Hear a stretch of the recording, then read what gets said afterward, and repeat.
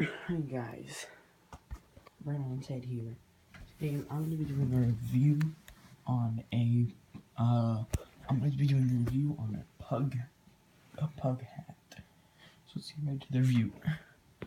So first off, it's a hat you wear on your head. It's got a cozy kind of inside, fluffy, and yeah. I guess you got this kind of one design where it's like it's going all the way down, and you got these like kind of puff balls on the side, and then here you have an ear. You got some ears. You got a squished pug face and a tongue, a little red tongue. You got a black nose, a plastic black nose, and you've got two plastic kind of glossy eyes.